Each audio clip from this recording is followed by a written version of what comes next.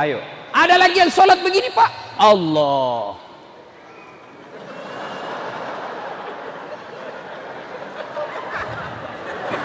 Ada juga saya lihat begitu. Ini semua tidak ada ilmu. Maka Bapak Ibu sekalian, begitu pentingnya ilmu pengetahuan. Ayat turun, Iqra, baca.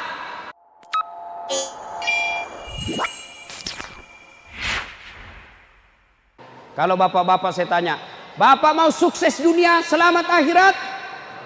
Pasti mau. Banyak orang selamat di dunia, sengsara di akhirat. Anggota DPR di dunia, masuk penghuni neraka di akhirat. Kita mau anggota DPR di dunia, anggota DPR pula di akhirat.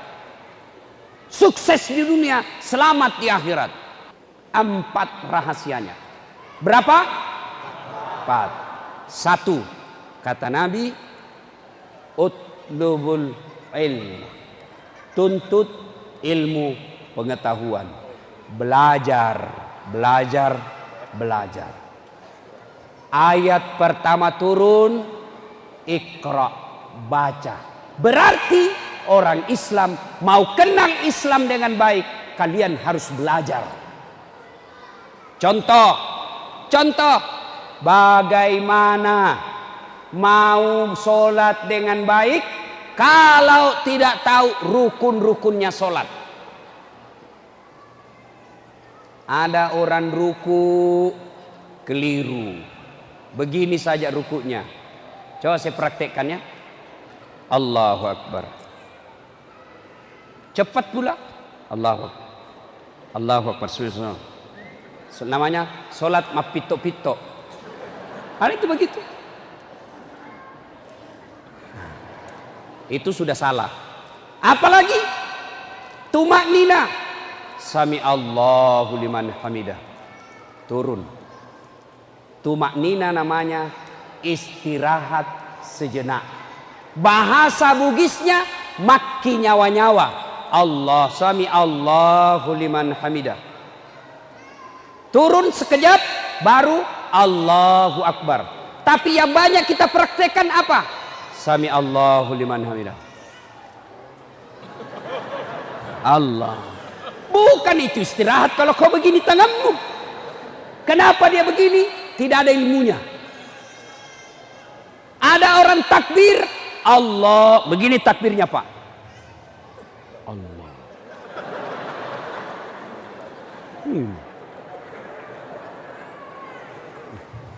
Heran saya, lelentong kuliah ini. Saya kalau ada aneh-aneh Pak, saya tanya, baru saya puas. Pak, kenapa begini? Kayak kacamata, apa Nabi bilang? Saya tulis Allah. Oh iya tahu, masuk akal. Mana dalilnya? Nabi bilang tidak, nenekku diajar Kak. Nenekmu Nabi. Ayo, ada lagi yang sholat begini Pak. Allah.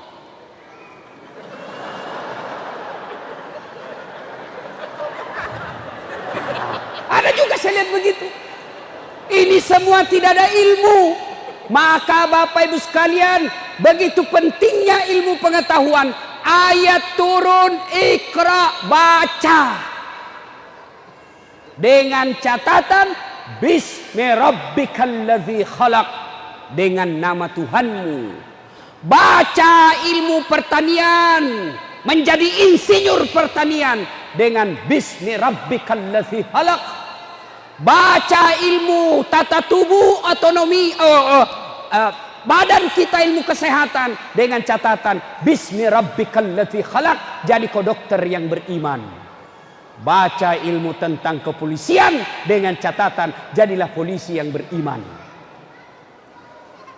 Harus punya ilmu. Kalau tidak punya ilmu, susah kita belajar, sengsara hidup.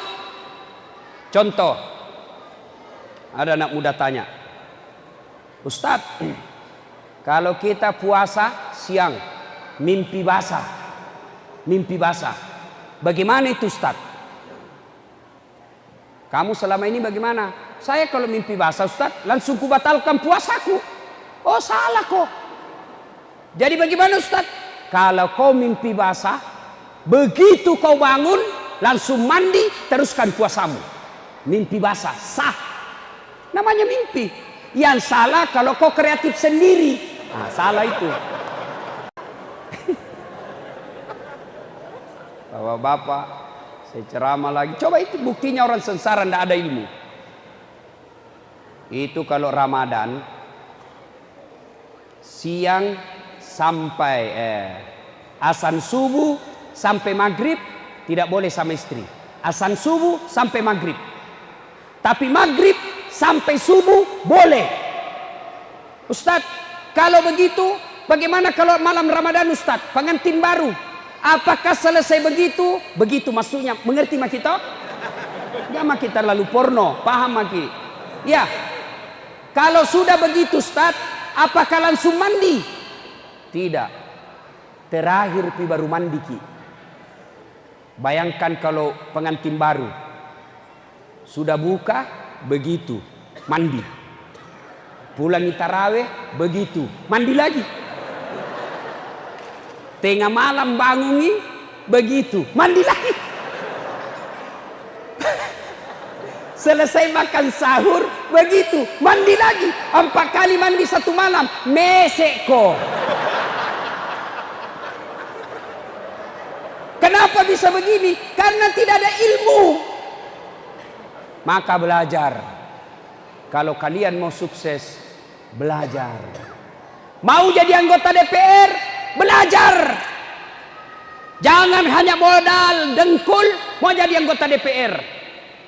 Sebentar lagi kita milih anggota DPR. Hati-hati milih anggota DPR. Jangan pilih kalau dia dongok. Sebentar lagi kita milih presiden. Jangan pilih kalau dia dongok. Lain ditanya, lain jawab. Kelihatan itu kalau bego orang. Bego itu.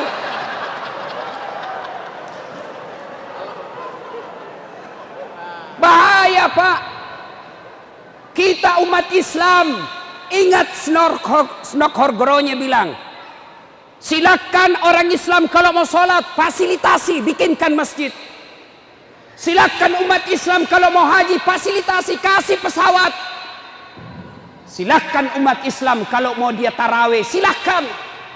Tapi jangan kau kasih politik sama ekonomi. Nah hancurkan kalian, kau tidak nak kasih kau kesempatan. Maka dimulai kita, diajarkanlah kita. Apa?